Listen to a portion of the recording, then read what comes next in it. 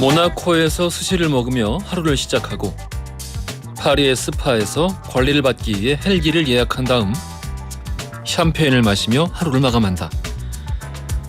누군가가 고가의 차량 수집품들 앞에서 찍은 사진을 이런 글과 함께 SNS에 게시했습니다.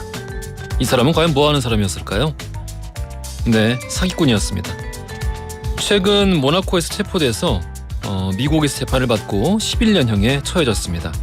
그런데 이런 사람 우리 주변에서도 심심치 않게 볼 수 있죠.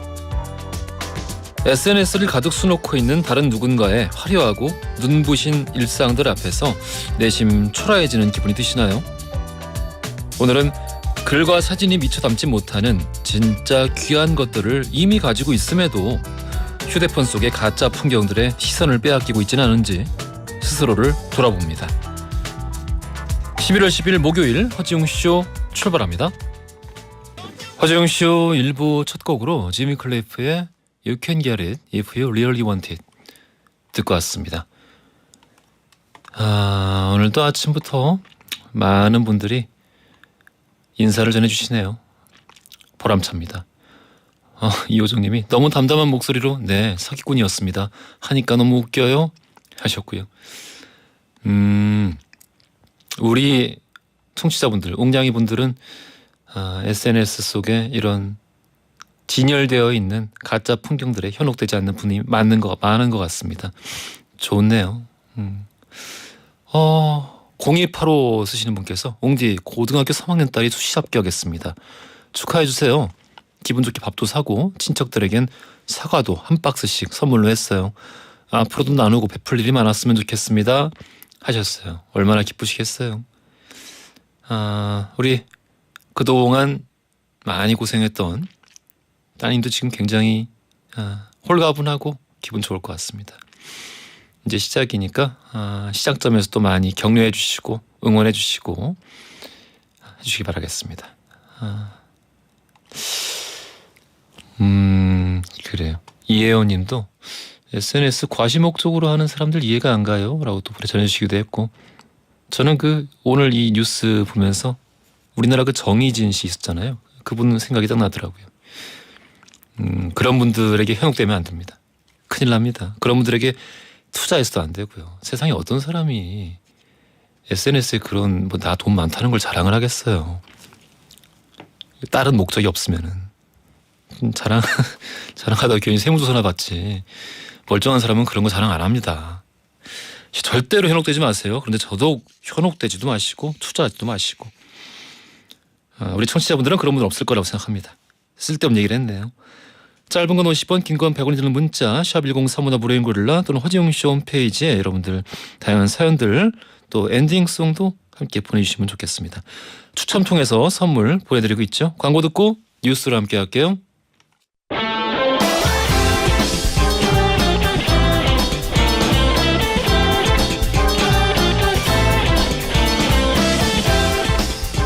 트렌디한 뉴스를 따라갑니다. 손이의 에, 허지웅의 지, 애지, 중지 뉴스.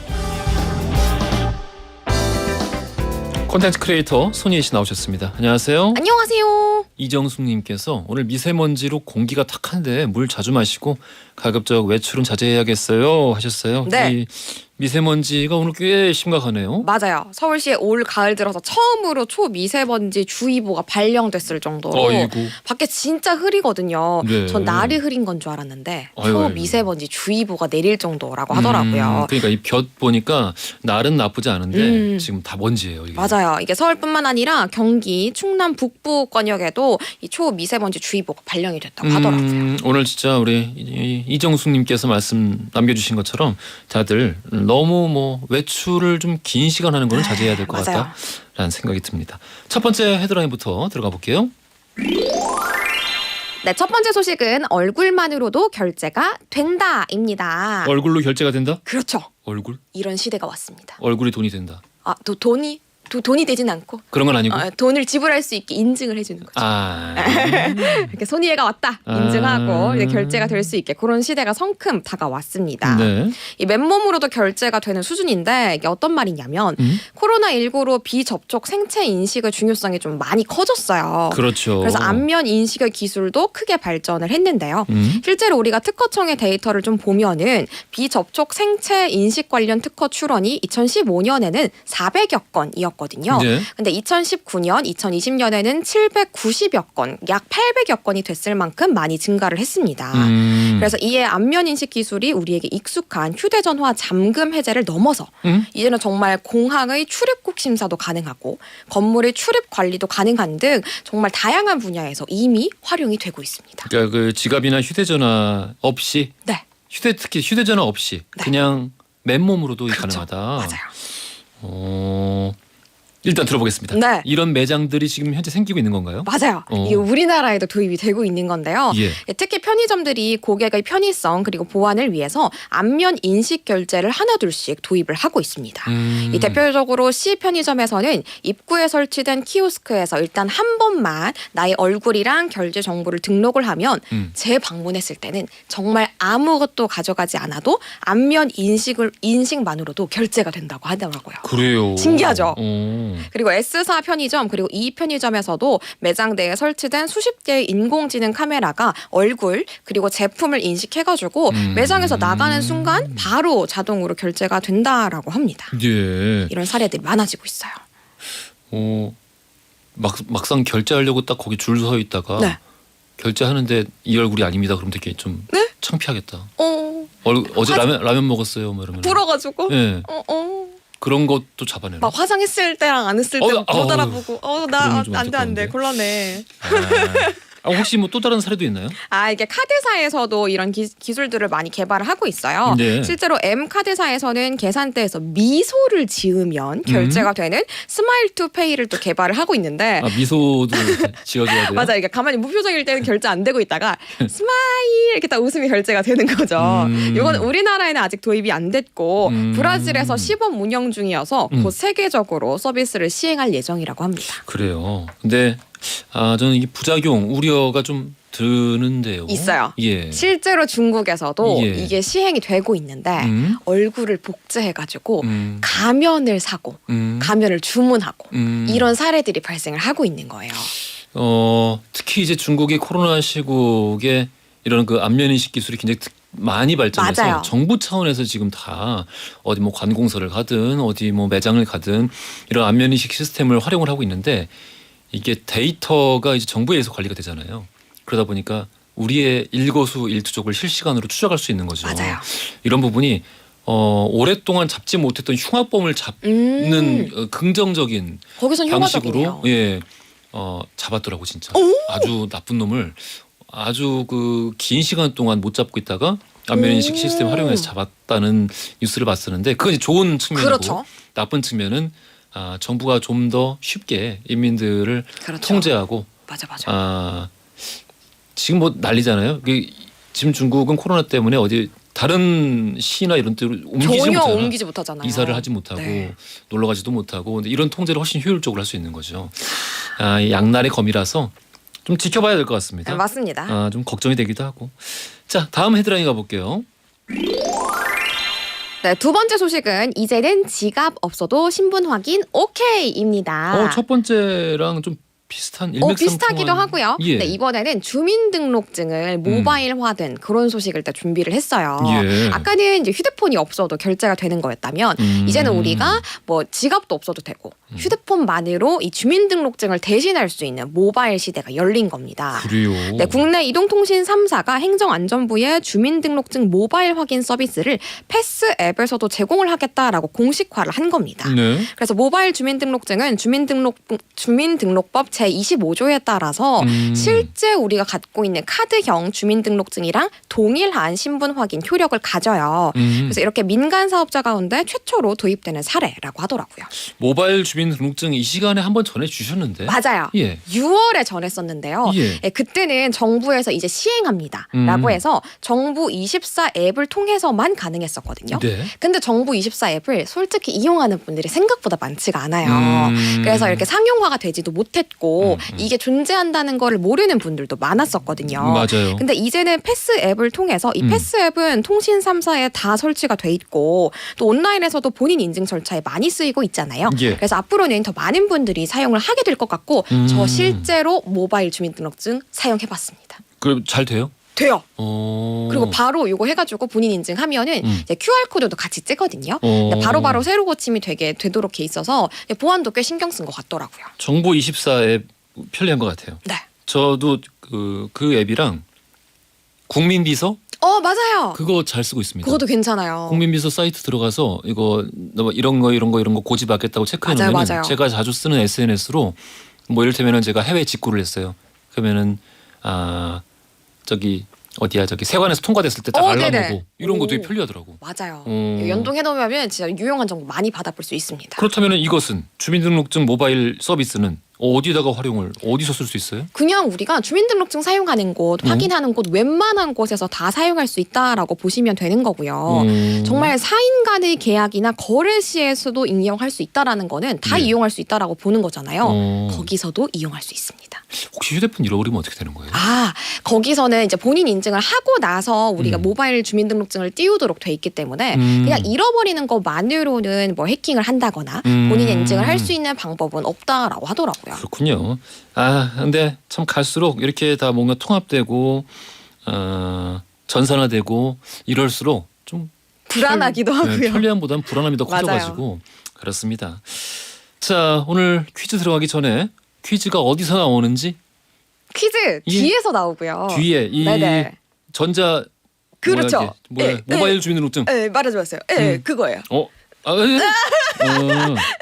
그렇군요. 죄송합니다. 오늘의 퀴즈 들어가 볼게요. 네, 이동통신 3사와 행안부의 협약으로 모바일 이것의 활용이 더 쉬워졌습니다. 무엇일까요? 1번 학생증, 2번 주민등록증, 3번 주차등록증. 정답 아시는 분들 짧은 건 50원, 긴 건 100원이 드는 문자 샵 1035나 무료인 글로 보내주시면 2부 시작하자마자 당첨자 발표해드리겠습니다. 고생 많으셨어요. 주말 잘 보내세요. 자, 김종서의 아름다운 주말? 금요일 아니네. 금요일 금요일 저 못 보잖아요. 내일 공개 방송에 저 초대 못 받았다고요. 알겠습니다. 이게 서러움을 모든 게 이렇게, 자기 위주예요. 서러움을 이렇게 드러내고. 모두가 자기를 난 초대받지 못했다고. 알겠습니다. 자, 정답 아시는 분들 짧은 건 50원, 긴 건 100원이 드는 문자 샵 1035나 무료인 글로 보내주시면 2부 시작하자마자 당첨자 발표해 드릴 거고요. 고생 많으셨어요. 감사합니다. 김정수의 아름다운 구속 들으면서 2부로 갈게요. 허지용 쇼.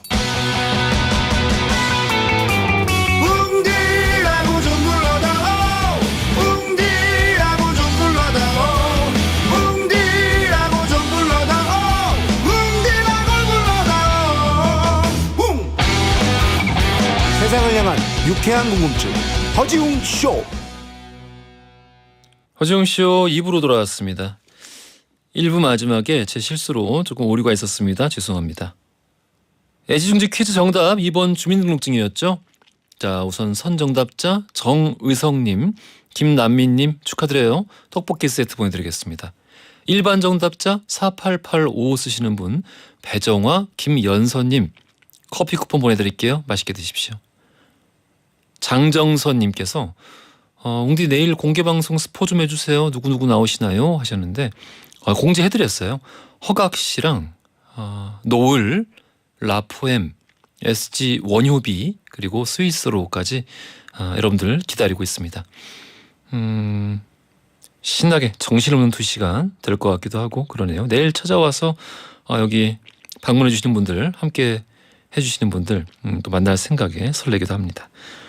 내일 만나 뵙기로 하고요. 잠시 후 역사 이야기 나눠보는 히스토리 월드로 함께 하겠습니다. 오늘은 역사 속의 의로운 사람들, 역사 속의 의인에 관련된 이야기 살펴볼게요. 광고 듣고 썬킴 교수, 박광일 작가 바로 만나보겠습니다.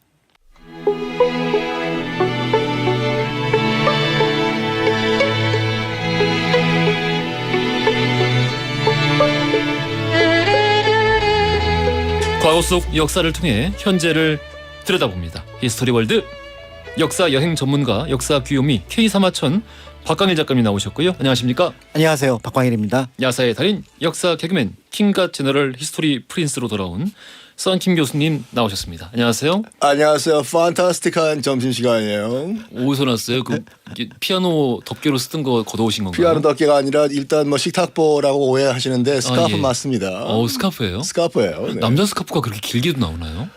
이런 또 이 뭐라고 할까 이런 그 고정관념. 남자 것도 이런 거 고정관념이에요? 있어요. 그래요? 엘레강스하죠. 조선시대 때 그 세금으로 된 면포 있잖아요. 예. 안동포 그거 어디 잘라온 것 같은 느낌. 안동포를 잘라서. 아니 K3하천이면 K 궁형도 당하셔야 되는 거 아니에요? 오늘 재밌다. 서킹 교수님 오늘 컨디션 좋은데요? 그러게요. 혼자 평소하고 오. 다른데. 원래 네. 좋아요. 마음에 속 들었어요. 지금 방금 멘트 마음에 속 들었습니다. 네, 그리고 K궁형.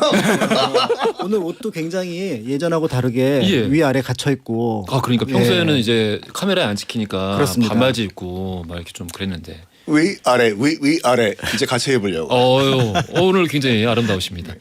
자, 오늘 괜찮은 것 같아요. 주제가 이런 얘기 같이 나누면서 좀 위로도 받고 네. 또 우리 공동체에 대한 믿음도 다시 한번 다져보고 이런 기회가 되지 않을까라는 소박한 희망을 품게 되는데, 자, 오늘 역사 속 의인에 관련된 이야기를 해볼 거예요.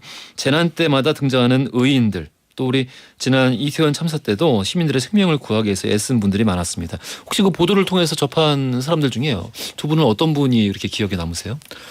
저는 거기 이제 그 카메라에 찍혔던 분 가운데 이제 그 경찰 정복 입으신 분이 예. 그 목이 터져라, 지금 여기 위험하다, 저도 사람 봤습니다. 들어오지 마라 예. 라고 얘기를 했는데, 예. 사실은 이제 뭐 경광봉이라든지 아니면은 뭐 스피커라든지 이런 것들이 있었으면 정말 좋았겠다라는 생각이 들지만, 한편으로 그 자리에 어떻게 보면 떠날 수도 있을 것 같은데, 내가 힘이 안 되는구나라고 얘기를 하지만 할 수 있는 데까지 최선을 다했던 그 모습을 보고, 어떤 분들은 그 역할에 그 맞는 일을 했다라고 얘기를 하시겠지만, 저는 그 역할 이상으로 자신이 사명감을 갖고 있었다는 점에서 의로운 행동을 보여주셨다라는 느낌이 들었습니다.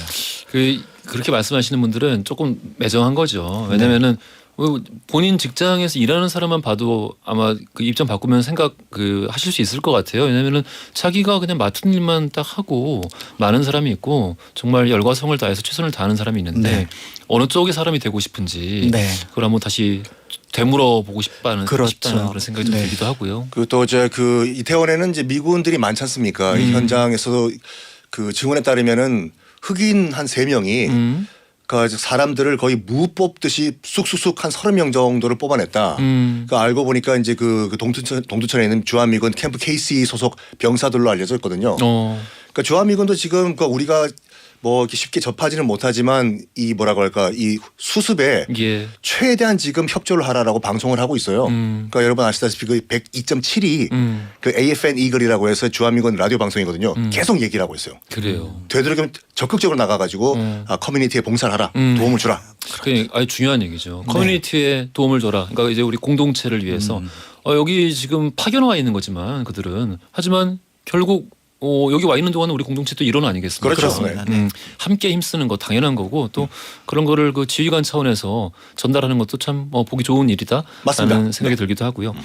당시에 이제 여러 가지 말들이 많습니다만은 어찌됐든 현장에 있었던 사람들, 피해자까지 포함해서 그 상황에 처음에는 사실 패닉에 빠지지 않을 수가 없는 것이고, 양쪽에서 밀리고 또 미뤄지고 이런 상황이 연출되고 있는데, 그거 자체를 따지는 거는 또 혹은 그 탓하는 거는 말이 안 되는 것 같고요. 그렇습니다. 현장에 있던 공무원들도 최선을 다했다는 거 대다수의 시민들은 다 알고 있고 또 고마워하고 있고 그렇죠. 그렇습니다. 까딱 잘못하면 내 목숨도 위태할 수 있는 이런 상황에서 적극적으로 현장에 뛰어들어가 가지고 사람들을 구했다는 것 자체가 정말 의인이죠. 그런 상황이 초래된 게 비극인 것이고, 맞습니다. 그 상황에서 그걸 해결하고자 뛰어다녔던 사람들, 우리 모두 한 마음으로 정말 고마워하고 감사하고 있습니다.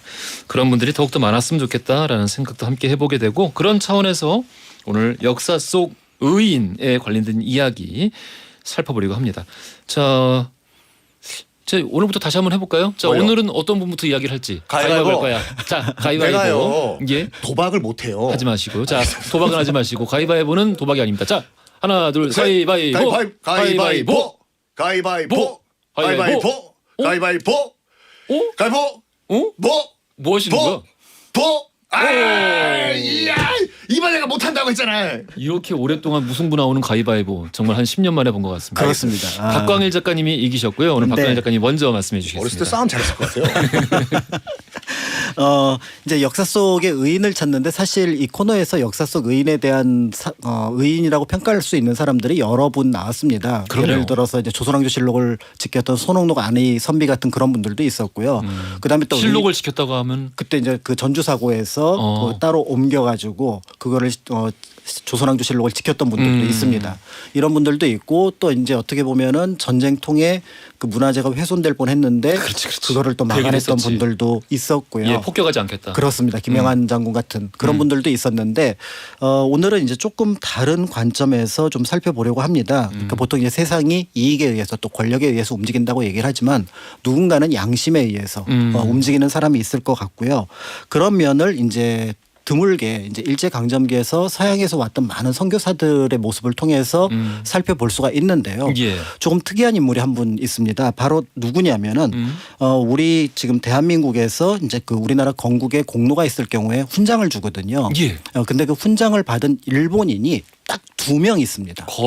한국에 우리나라의 건국 훈장을 받은 일본인이 2명 있다. 2명 있습니다. 예. 그런데 그 중에 한 분은 이제 박열 선생의 부인이었던 가네코 히미코 분인데 예. 그러니까 이분을 제외하고 또 한 분이 조금은 독특한 분이라는 점에서 그분을 소개를 한다라면은 당시 우리가 생각했던 양심이 무엇이고 더불어서 의롭다라는 것들을 어떻게 평가를 할 수 있는지 이런 것들을 짐작해 볼 수가 있을 것 같은데요. 도조 히데키는 아니겠지.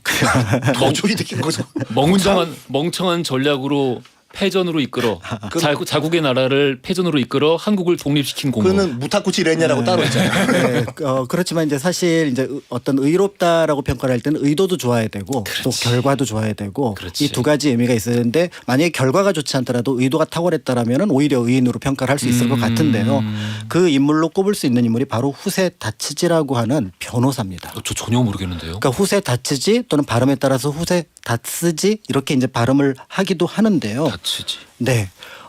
지난 시간에 저희가 그 관동 대지진 얘기를 하면서 박열하고 가네코 후미코에 대한 얘기를 했었습니다. 예. 근데 이 분들을 무료로 변호했던 인물이 바로 후세 다츠지라고 하는 인물이에요. 박열을 무료로 변호했던. 네. 그런. 그래서 계속 관동 대지진 이후에 관련된 한국인들을 구하기 위해서 노력을 했었는데 이게 어떤 하나의 사건으로 끝났다면 단순하게 에피소드로서 그때 우리를 생각했던 일본인이 있었다 정도로 느껴지겠습니다만 이 후세 다츠지는 자신의 일생 자체를 어떻게 보면은 한국의 독립운동가와 같이 하는 그런 인물이었습니다. 그런데 이제 그 독립운동가라고 했던 것들이 한편으로 이렇게 생각을 해볼 수도 있을 것 같아요. 일본인이었지만 한국에 대해서 연민을 느끼고 있었나? 불쌍하다고 생각했었나? 이렇게 생각한다면 사실은 그 의로움의 값어치는 조금은 떨어집니다. 그러니까 자신은 높은 위치에서 그렇죠. 위계를 나눈 거죠. 그렇죠. 불쌍한 사람들. 불쌍한 사람들을 구하겠다. 예. 그런 의미라면 조금은 낮을 텐데 이 후세라고 하는 인물은 그런 느낌하고는 거의 거리가 멀고 어떻게 보면 동지였고 또 때에 따라서는 이건 한국과 일본의 문제가 아니라 약자에 대한 어떤 그리고 내 양심을 지키는 문제다라고 접근을 했던 것 같은데요. 이제 그분의 일생을 먼저 잠깐 살펴볼 필요가 있을 것 같아요. 그 일본에서 이제 그 메이지 법률대학을 졸업하고 그다음에 이제 검사가 됐었는데 당시 이제 좀 딜레마에 빠지는 사건 하나를 이제 맡게 됩니다. 딸하고 어머니가 이제 생활고를 비관을 해서 자살을 하는데 어머니만 살아남아요. 그러니까 지금 같은 경우는 이제 그게 정확하게 어떤 의미인지 모르겠지만 아마 딸도 나이가 좀 있다는 점에서 같이 어떻게 보면은 생을 마감하려고 했던 것 같은데 그때 법률에 따르면은 검사로서 이 어머니를 살인 미수죄로 고발을 해야 됩니다. 딸을 죽인. 고소를 해야 되는 거죠. 그러니까 검사로서 해야 되는데 이거를 도저히 못 하겠는 거예요. 그 상황을 들어보니까 이 둘이 너무 힘들어가지고 했는데 한 명이 살아남았다고 그 사람한테 살인죄를 물어야 되느냐라는 부분들에 대해서 회의를 느끼면서 나 이 검사 노릇 못하겠다. 그래서 변호사로 이제 전직을 하게 됩니다. 그런데 이제 그 변호사로 전직을 하는 과정 속에서 그 사건이 이제 큰 영향을 끼쳤기 때문에 사실은 이제 어떤 생각을 했냐면 나는 사회적으로 약자, 소외받은 사람을 좀 도와주는 그런 어떤 법률가가 되었으면 좋겠다 이런 생각을 했던 것 같은데 한편으로 그런 생각에 영향을 끼쳤던 또 하나의 이유가 그 메이지 법률 법률대학이 우리나라 한국인들이 굉장히 많이 가는 학교입니다. 뭐 조수왕 선생 같은 경우도 이 학교를 다니기도 했었고요. 예. 이제 그러다 보니까 실제로 여기서 한국인 그다음에 당시 대만인이라고 표현되는 중국인들을 굉장히 많이 만나요. 그러니까 거기서 자연스럽게 그분들하고 이제 얘기를 하다 보니까 학우들하고 얘기를 하다 보니까 조선 문제, 대만 문제에 대한 얘기를 듣게 되는 거죠. 예. 이거는 우리나라 일본의 제국주의가 조금 침탈이 문제가 있겠구나 이런 생각들을 이제 동시에 하게 됐던 것 같고요. 그런 과정 속에서 결국은 이제 그가 처음으로 이제 변호를 맡았던 인물이 당시 일본 내에서 핍박을 받고 있었던 사회주의자들. 그러니까 야마구치라고 하는 인물을 이제 변호를 했지만 결국 성공을 거두지 못했지만 이제 그런 방식으로 자신의 방향을 이제 맞춰 나가게 되는데요. 일본 제국주의가 그 당시 사회주의자들을 굉장히 가혹하게 탄압했었죠. 굉장히 가혹하게 탄압했죠. 예. 어떤 의미에서 보면은 초반으로 놓고 보면 조선인보다 더 가혹하게 그랬죠. 탄압한 부분들이 있었는데요. 자, 이런 과정 속에서 이제 그 관련된 뭐 쌀소동이라든지 그다음에 이제 이런 부분들에 대한 관련된 농민들을 어떤 변호한다거나 이런 과정을 거치게 됩니다. 그런데 이렇게 어떻게 보면 일본 내 어떻게 양심적인 법률가로서 활동을 했을 이 후세라는 인물의 인생을 바꿔놓는 사건이 있는데요. 1911년에 글 하나를 쓰게 됩니다. 그 글이 바로 뭐냐면 조선의 독립운동의 경위를 표함. 이게 1911년 그러니까 국권 피탈당한 지 1년 뒤에 이 글이 나온 거예요. 11년. 예. 1911년. 그러니까 이제 일본 내에서는 발칵 뒤집혀서 뭐 하는 사람이냐라고 해서 이제 바로 경고가 날아가고 동시에 이제 감시가 붙게 되는데요. 3.1운동 8년 전이네요. 그렇습니다. 예. 이제 그런 상황이니까 오히려 이제 조선에서는 그 소식을 들었고 아니 우리를 이해해주는 일본인이 있다는 얘기인가라고 하면서 이제 큰 감동을 받게 되면서 결국 이제 그 한 7, 8년 사이에 그 후세의 활동들을 보면서 굉장히 감격해하는 거죠. 그래서 이제 1919년 즈음에 3.1운동을 보고 후세 역시 한국인이 독립에 대한 열정이 있고 이 민족은 스스로 자신의 운명을 개척해 나갈 수 있다. 판단을 하고 있는 상황에서 초청이 이루어집니다. 후세를. 그래서 한국의 한 11개 단체에서 이 공동으로 모금을 해갖고 후세를 불러다가 이제 초청을 해서 한국에서 강연회를 열었던 거예요. 예.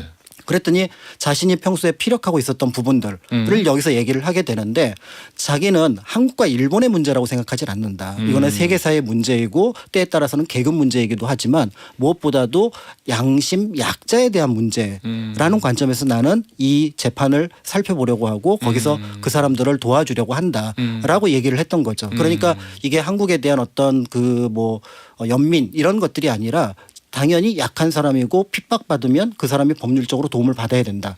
이 생각을 이제 여기서 하게 되는 건데요. 예. 이제 이런 과정 속에서 결국은 이제 그 1923년 즈음에 이제 그 한두 번 더 방문을 하게 됐는데 이 7월 달에 이제 방문을 끝내고 돌아갔는데 23년 9월 1일 날 관동 대지진이 일어나. 그때가 관동 대지진. 예, 그러니까 서울에서 사실은 한국인들과의 굉장히 커뮤니케이션이 많은 상황에서 한국 사람들에 대한 지원을 결심을 하고 돌아온 상황에서 관동 대지진, 관동 대학살이 벌어진 거죠.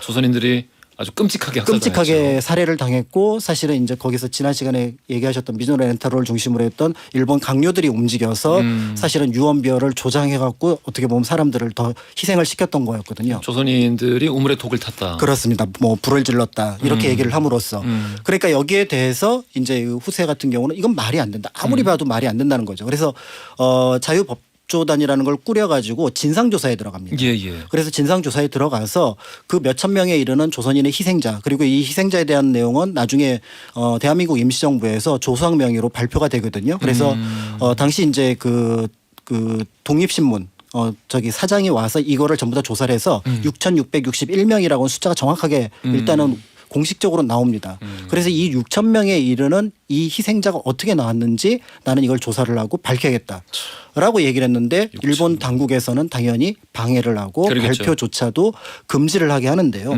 이때 이제 이 비참한 상황에서 후세 다치지가 남긴 문장이 하나가 있습니다. 예. 그 문장의 일부를 읽어드리면 이 사람이 그때 어떤 생각을 했는지 짐작해 볼 수가 있는데요.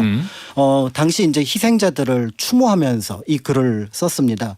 생각하면 생각할수록 너무나도 무서운 인생의 비극입니다. 특히 그중에는 조선에서 온 동포의 마지막을 생각할 때 저는 애도할 말이 없습니다.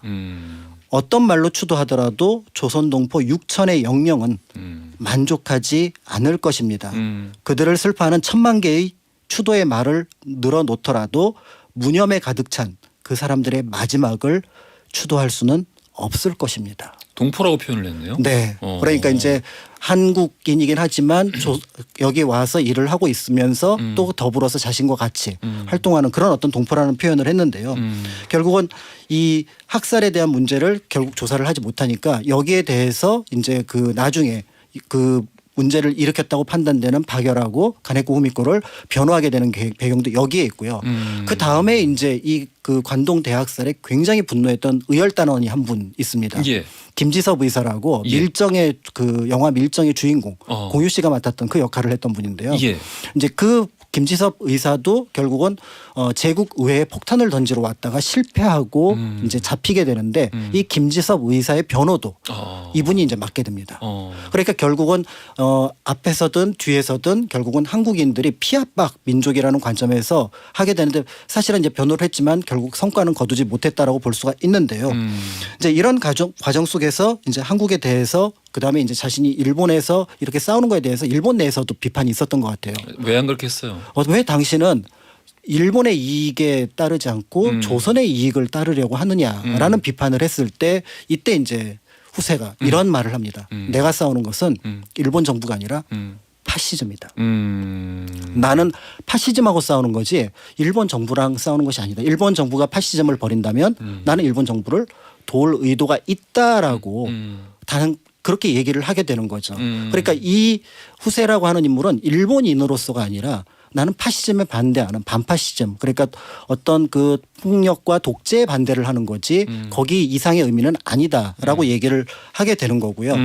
이제 그런 모습들을 이제 계속해서 보여주고 이제 활동을 하게 되다가 나중에 이제 1953년 이제 어떻게 보면 이제 생을 마감하는데 생을 마감하기 전까지 이제 마지막 그 기고를 하게 됩니다. 그래서 운명의 승리자 박열 그다음에 관동대지진 백석틀의 진상 이런 글을 기록함으로써 자신의 삶의 마지막까지도 자신의 행동을 끝까지 옮겨갔던 그 어떻게 보면은 의인의 모습을 보여준 인물이라고 할 수가 있습니다. 이분의 삶이 그 제가 읽었던 소설 중에 이제 인간의 조건이라는 소설이 있고 이 소설은 이제 워낙 대작이고 영화로도 만들어졌는데 굉장히 일맥상통하는 것 같아요. 그렇습니다. 인간의 조건의 주인공도 일본 제국주의 시대를 살아가는 일본 지식인 청년인데 이게 핍박받고 있는 중국인들, 조선인들 보면서 굉장히 안타까워하고 뭔가 지금 세상이 잘못되어 있다는 걸 깨닫고 근데 이제 끝내 자기는 학도병으로 끌려가서 쓸쓸하게 소련에서 소련 이국 땅에서 죽음을 맞이하는 그런 내용인데 굉장히 길고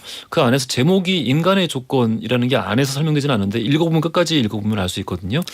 이 주인공이 끝까지 그렇게 저항하고자 하는 이유가 자기가 일본인인데 일본을 싫어해서가 아니라 지금 일본 제국이 하고 있는 일이 인간의 조건에 부합하지 않기 때문이다라는 것. 지금 말씀해 주시는 그 변호사분도 후세. 네, 결국 인간의 조건에 부합하는 사람이 되고자 그런 인생을 살고자 했기 때문에 끝까지 그런 인생을 사셨다라는 생각이 드네요. 근데 저기 이제 그 후세 변호사를 박열 영화에서는 야마노 우지라는 일본 배우가 연기를 했어요.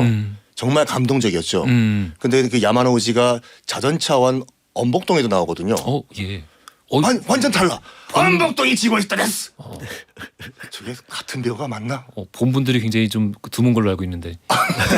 엄복동. 저도 한번 나중에 기회 되면 보겠습니다. 엄복동이 지고 있다 됐어. 알겠습니다. 자, 오늘 역사 속 의인에 관련된 이야기 해보겠는데요. 돌발 퀴즈 드리겠습니다. 자, 일본인 신분으로 대한민국 건국 훈장을 받았던 인물 방금 설명해드렸습니다. 후세 다츠지. 또 한 명의 인물 독립운동가인 이분의 아내였던 가네코 후미코인데요. 이준익 감독이 만든 영화 제목이기도 하고 이재훈 씨가 맡아서 열연한 인물이기도 합니다. 아까 우리 작가님께서 설명해 주셨습니다. 이분은 과연 누구일까요? 보기 드리겠습니다. 1번 동주, 2번 박열, 3번 사도. 힌트. 영화 이거 안 보신 분은 보세요. 그 영화 그 가네코 후미코가 이제 부인이잖아요. 예. 박열 발음을 못하는 거예요. 바쿠요르. 바쿠요르. 바쿠요르. 바쿠요르. 바쿠요르. 네. 알겠습니다. 알겠습니다. 오늘 힌트 바쿠요르였습니다. 정답하시는 분들 짧은 건 50원 긴 건 100원이 드는 문자 샵 1035나 무료인 글로 보내시면 추첨 통해 선물 보내드리겠습니다. 박원 정지찬의 널 생각해 들으면서 3부로 갈게요. 허지웅 쇼.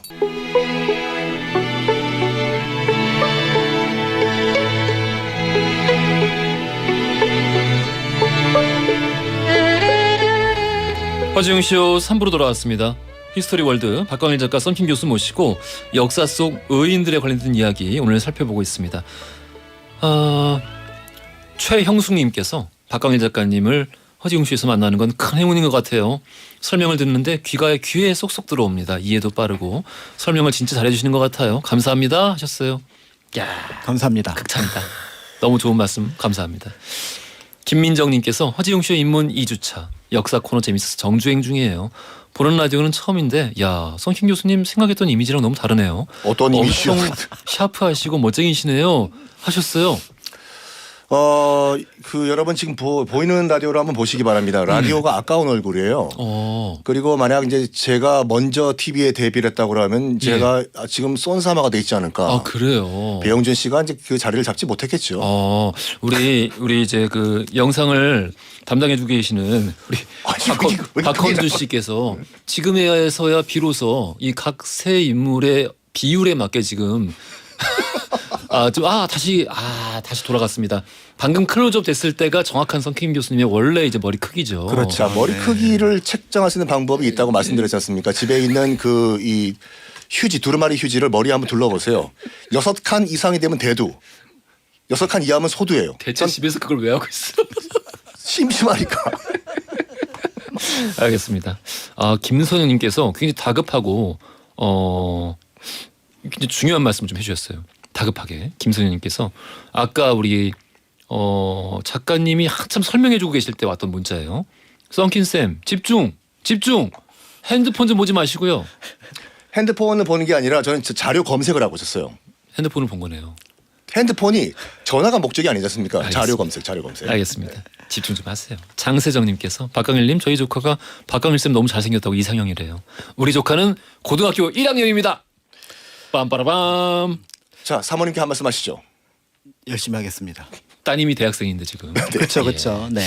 그렇습니다. 자, 훈훈한 가운데 우리 썬킴 선생님은 또 어떤 이야기를 나눠주실지 어떤 이야기 준비되어 있을까요? 지금 중국 남부 지역에 있는 식당에 가면은 웬 청나라 관리 동상이 가게마다 서 있어요. 청나라 관리? 특히 식당이든지 가게. 청나라 관리면은 포청천도 아니고 누굴까? 보통저는 옛날이고. 예. 보통 이제 그 식당에 가면 관우상이 있고 관우상이 있는 데가 많아요. 중국 같은 경우에는. 근데 점포, 상점에 가면은 웬 청나라 관리가 있는데 그 사람이 이제 호설암이라는 호설암. 중국 청말기의 최고의 재벌이었어요. 그러니까 지금은 재신으로 이제 추앙받는 인물인데. 이젠 재신으로 모시고 있어요. 재신으로 모시고 있어요. 이 재벌이라고 하면 보통 우리가 나쁜 이미지 갖고 있는데 그 자기가 번 돈을 다 백성을 위해서 돈을 다 쓰고 결국엔 목숨까지 이제 바친 인물이에요. 그러니까 호설암이 이제 누구냐면 1823년에 지금 안후이성에서 정말 찢어지게 가난한 농민의 아들로 태어났습니다. 아이고. 그래요. 아버지도 정말 병에 걸렸는데 돈이 없어가지고 치료를 못해서 돌아가시고 이제 어머니가 이제 호설암 호시잖아요. 설암아. 지금 저 항저우 가면은 먼 친척분이 이 은행을 하고 계시는데 가가지고 네가 좀 사정을 해서 거기서 일을 좀 해라. 융통을 받아오라는 게 아니라 가서 일을 취업을 해달라고. 이 시골에서는 도저히 내가 너를 먹여 살릴 방법이 없다. 미안하지만 떠나라. 가서 항저우 가서 큰 도시니까 분명히 먹고 살 방법이 있을 것이다. 그리고 먼 친척이니까 분명히 받아줄 것이다. 해서 찾아가요. 그래서 항저우에 있는 그 호시 먼 친척집이 하는 은행을 찾아갑니다. 전장이라고 했거든요. 당시에 그 중국 은행을. 그 돈 전자에 그냥 그 무슨 집 장자 써가지고. 가가지고 노냐? 저기 아저씨 저기 먼 친척인 호설암이라고 하는데요. 중국에서는 은행도 이렇게 노크를 원래 했어야 되나 보죠? 해죠. 그렇군요. 전통이에요. 문도 열리고. 역사 시간에 거짓말하지 맙시다. 그래가지고 어찌어찌 해가지고 취직이 되는데 그냥 정말 집사가 아니라 심부름꾼 마당 썰고 이런 걸 한 거야. 그게 어디예요? 근데 가만히 보니까 처음으로 이제 금융 시스템을 본 거야, 이 호설암이요. 곁눈질로. 그렇죠. 뭔가 지금 주고받는데 물건을 안 맡기고 신용이란 거를 한번 믿고 사람을 돈을 빌려주고 다시 이자라는 걸 받고 다시 갚아주고 이 시스템을 본 거예요. 저게 나중에 정말 큰 돈을 벌 수 있는 방법이 되겠구나. 그러니까 마당을 쓰면서 계속 본 거야, 이 돈 거래를요. 그러면서 점점 이제 승진해가지고 사환까지 올라갔는데 이제 그때 어떤 일이 일어나면 이제 왕유령이라는 유학자가 찾아옵니다. 그러니까 항저우에 있던 유학자인데 정말 그분도 찢어지게 가난한 유학자였어요. 지금 베이징으로 과거를 보러 가야 되는데 노잣돈이 없는 거예요.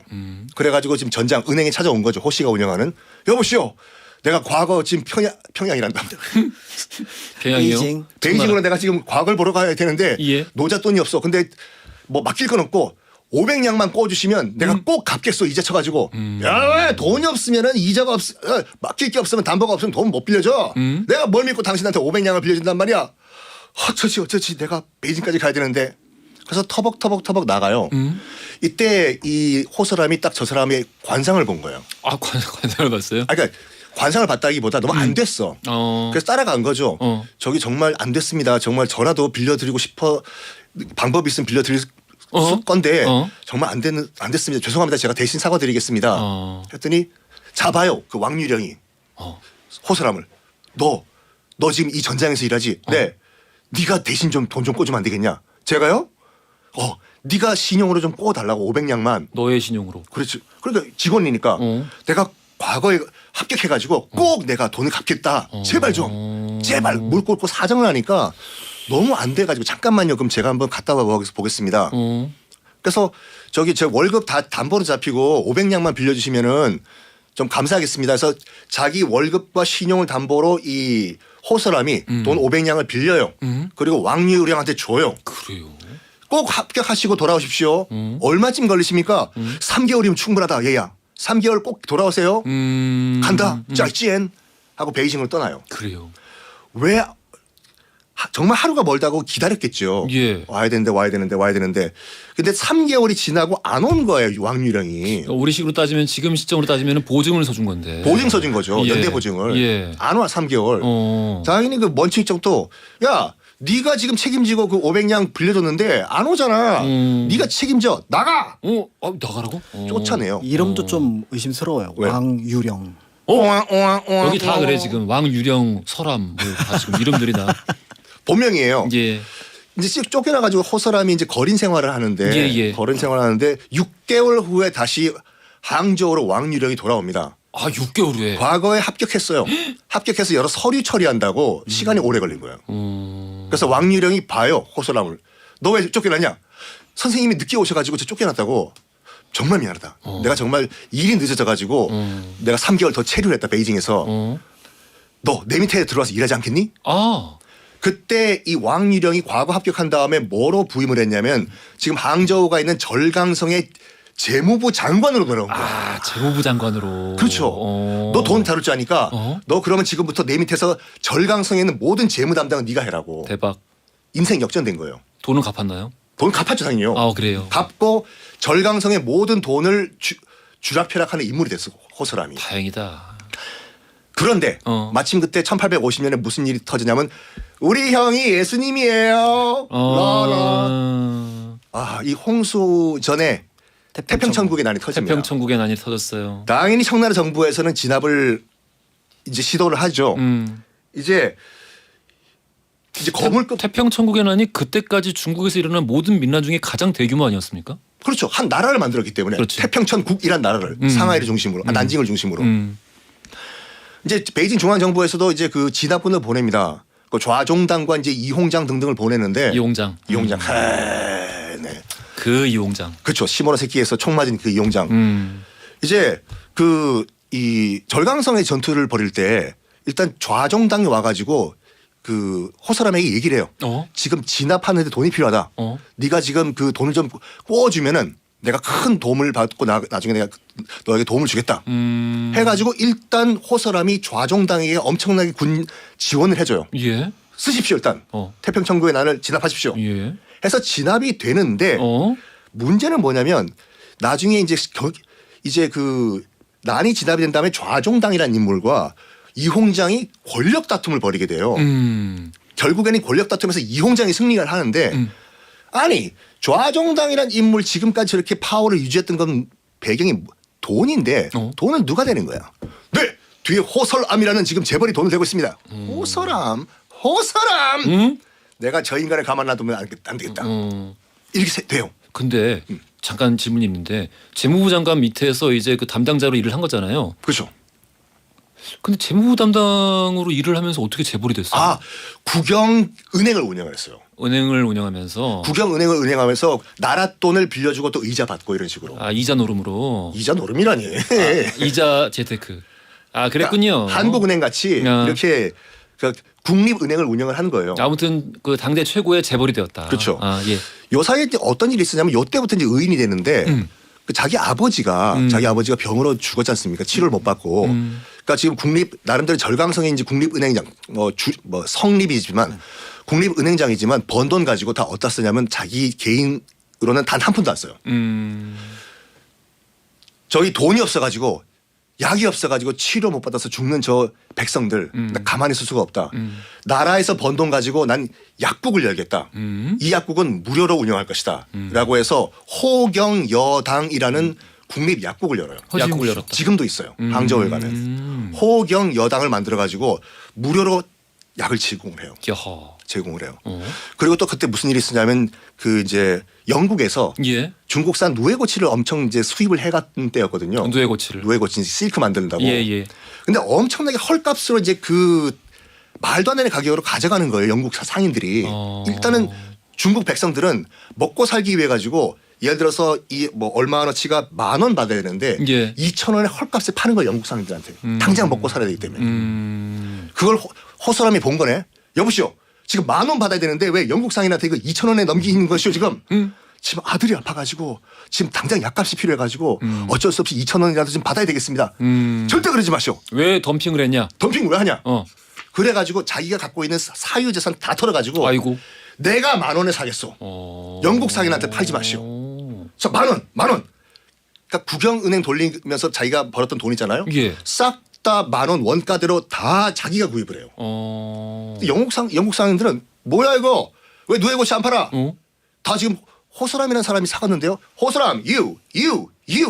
Hey, what's your name? My name is 호소람. 방금 알고 호소람을 찾아가서 물어본 거 아니었나요? 뭐라고? 통성명을 해야 되니까. 그렇군요. 예의지. 누에고치 내놓으라고 원래 2,000원에 우리 사갔으니까 2,000원 내놓으라고. 절대 그럴 수가 없다. 2만 원 내라.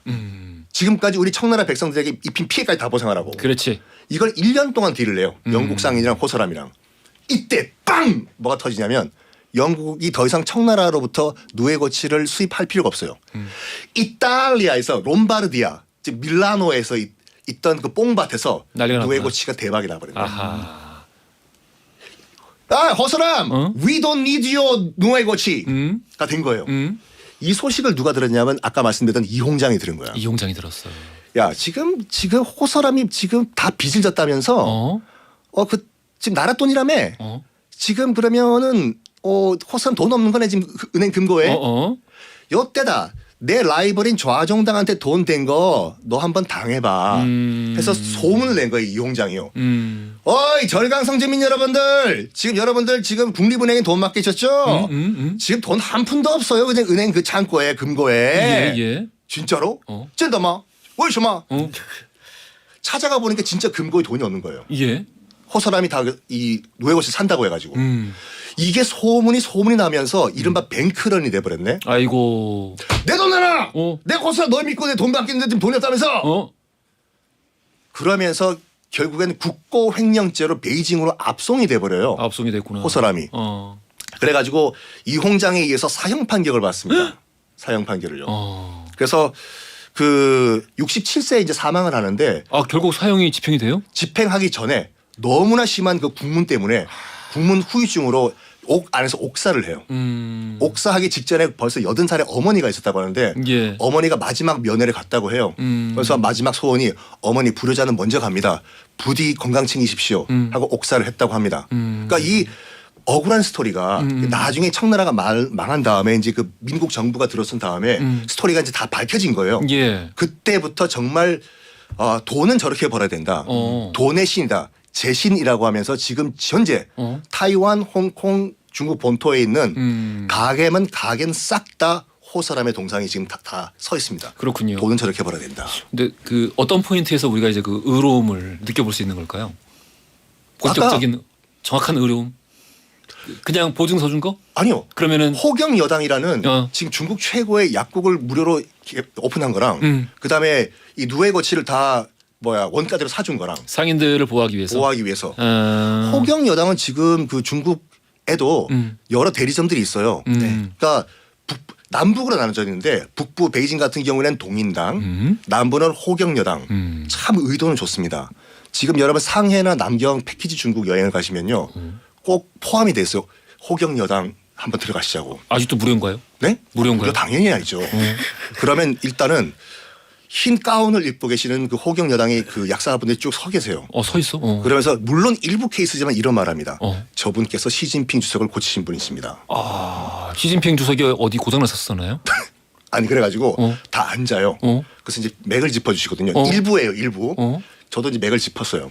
아, 본인 얘기예요 지금? 짚었어요. 그러니까 이거 중국 한의사가 있고 예. 중의사 호경 여당 소속, 옆에는 통역이 이렇게 앉아 있어요. 전 중국말을 좀 하니까 일부예요. 그 호경 여당 소속 그 이제 중의사가 저는 딱 들었는데 뭐라고 하냐면 피로가 아주 쌓여 계시다. 피로가 누적되어 있다. 헌레일라 이렇게 얘기해요. 헌레일라. 옆에 있는 통역이 뭐라고 했냐면 간경화 초기입니다. 간경화 초기라고요? 네. 어, 약사시라고. 피로가 누적되어 있다라는 거를. 그래가지고 다른 그 패키지 투어 관광객들도 뭘 하고 들어보니까 저쪽이 똑같아요. 피로 누적이고 술 만드시지 마십시오. 그랬더니 이 중국말로 관절염입니다. 뭔가 이렇게 뻥튀기를 해서 약을 사게 만드는구나. 많이 사가세요. 아, 그래요. 네. 오늘 그럼 이야기의 교훈은 그 약국에 가서 중국어를 좀 배우고 약국에 패키지 여행을 갔을 때 중국에서 뭐 사지 말아라. 이런 이야기. 아니 호경 여당이 참 그 스타 시작은 좋았지만 그렇죠. 네, 많이 약간 바뀌었어요. 그러니까 항주 가면 이제 호서람이라는 곳 관련된 유적들이 곳곳에 이제 집터도 남아 있고 하니까 이제 사람들이 그 의미를 찾아서 가는데 당대에는 어쨌든 민족 자본이라고 하는 것들에 대한 관심이 많았던 것 같아요. 우리나라도 마찬가지고. 네, 그런데 이제 우리는 그것이 성장하기 전이었었는데 여기는 이제 성장을 하는 중이었기 때문에 그 상징으로서 호서람이라는 인물, 그다음 호경 여당이라고 하는 또 거기가 그래 비교적 품질이 좋은 어떤 그런 약국으로 알려져 있기 때문에 예. 또 저도 그냥 개인으로 갔었는데 이제 거기를 한번 방문은 해본 적이 있었습니다. 우리나라가 조선이 이제 국치를 당하기 전에 주권을 빼앗기기 전에의 우리 조선의 상황을 볼 때도 굉장히 그 속이 타고 그렇죠. 많이 막 뒤집어지는 그런 경험을 하는데 이 청나라 말기의 상황을 보면은 특히 이제 영국이랑 대립할 때 아편 전쟁 직전의 상황들을 이렇게 쭉 보고 있으면은 야 정말 지우고 싶은 역사겠다라는 생각이 절로 들더라고요. 그 아편 전쟁 1840년 전에 터지기 전에도 보통 이제 아편 도광제라는 황제부터 다 아편 중독이었잖아요. 그러면 끊어야 되잖아요. 그렇지. 노력해서. 근데 약간 중국 분위기가 뭐였냐면 힘을 더 내 가지고 아편을 더 하자 분위기였어요. 그렇죠. 그러니까 이제 그런 중국 내부의 문제도 있고 특히 이제 그 영국을 위시로 한 서양 세력 이 중국을 뜯어먹으려고 하는 이 의도가 이게 너무 내가 만약에 저 나라 사람이면 그 역사를 공부할 때 너무 속상할 것 같은 거야. 그러는 와중에 이제 뭐 좀 더 시기적으로는 앞선 인물입니다만은 그런 그 서양 상인들의 횡포 앞에서 자국 시민들을 지키고자 했던 의인의 이야기 들려주셨습니다. 네, 오늘 교훈은 여러분 중국 여행 가셨을 때 동인당 또는 호경 여당 들어가셨을 때 딱 하나만 외우시면 돼요. 헌레일라 아주 피로 누적이십니다. 헌레일라.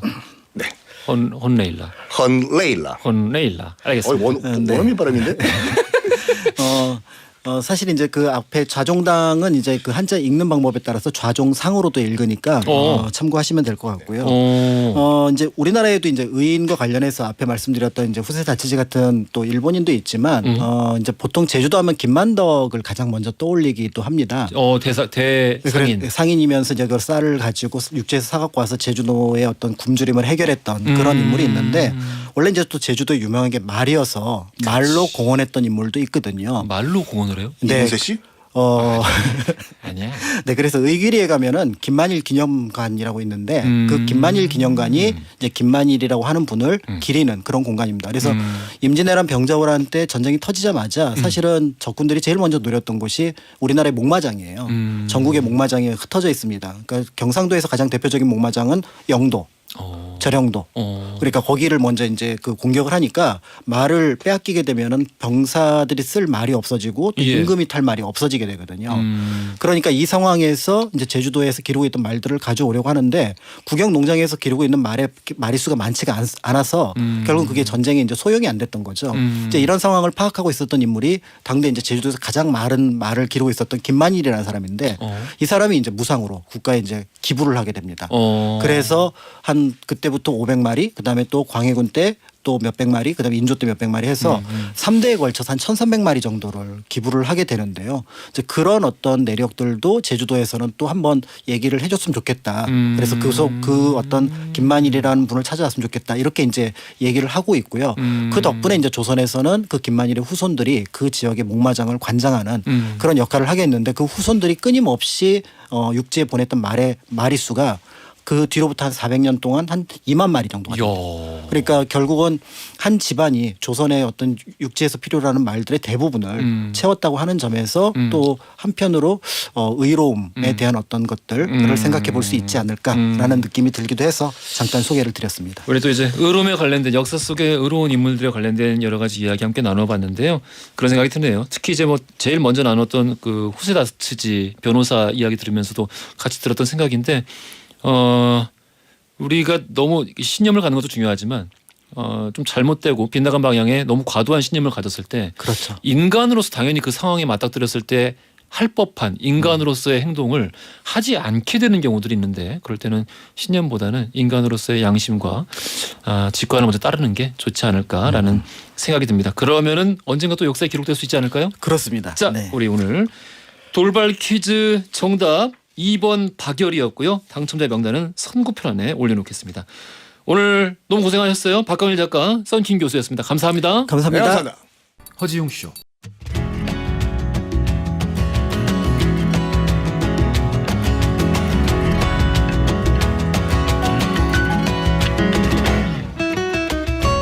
여러분의 하루를 읽어보는 시간, 나의 친애하는 하루.